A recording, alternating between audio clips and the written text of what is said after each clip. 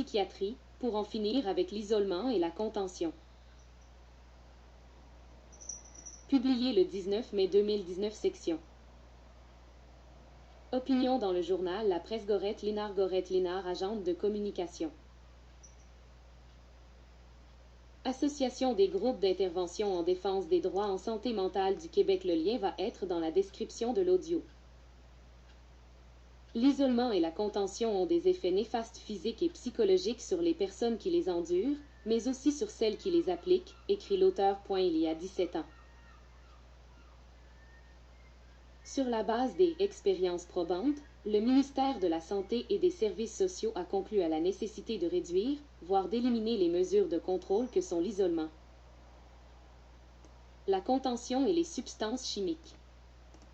Les orientations ministérielles en la matière ont confirmé le recours parfois abusif aux mesures de contrôle, ainsi que la nécessité de proposer clairement à l'ensemble des organismes concernés un objectif de réduction maximale d'utilisation de ces mesures, voire ultimement d'élimination, et ce, par la mise en place de mesures de remplacement efficaces et respectueuses des personnes. Quels progrès ont été faits depuis ce temps? Trop peu, constate le mouvement de promotion et de défense des droits en santé mentale. En vérité, au fil des ans, le MSSS semble avoir abandonné son leadership dans le dossier en supprimant le poste de coordination ministérielle aux mesures de contrôle et en reléguant aux oubliettes sa promesse de mettre en place un outil de collecte de données standardisé.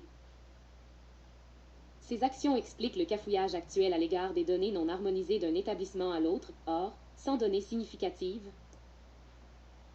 comment peut-il y avoir une quelconque reddition de compte vis-à-vis de l'objectif d'élimination? Dur constat pour les personnes qui subissent des mesures de contrôle.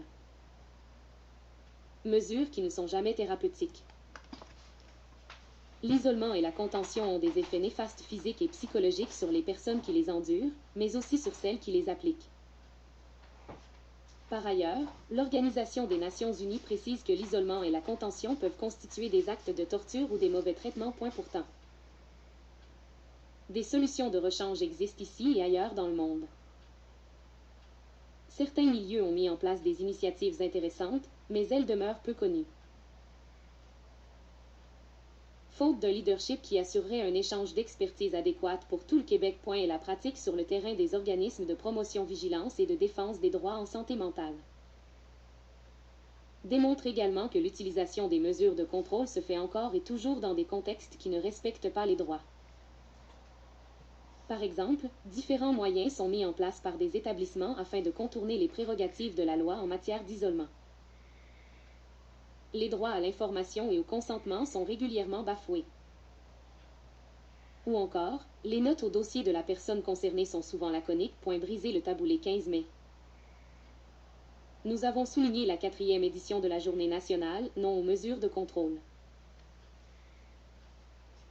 Une occasion privilégiée pour sensibiliser nos dirigeants au sujet tabou de l'isolement et de la contention. Il va sans dire qu'il y a urgence de rétablir la coordination ministérielle aux mesures de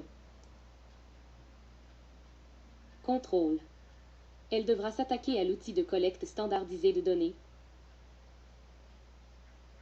mais aussi s'assurer que tous les milieux qui ont recours à l'isolement et à la contention ont une personne répondante de l'objectif de réduction,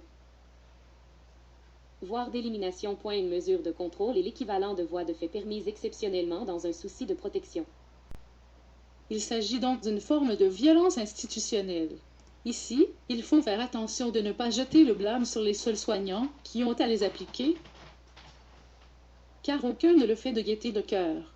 Ces derniers doivent être soutenus par une culture organisationnelle axée sur les solutions de remplacement, donc par des dirigeants qui montrent l'exemple. Des milieux ont effectué des progrès dans le domaine, preuve qu'il est possible de changer les choses. En fait, le Québec a tout ce qu'il faut pour devenir le leader mondial des mesures de remplacement aux mesures de contrôle, pour peu qu'il en fasse une priorité. C'est une question de dignité humaine.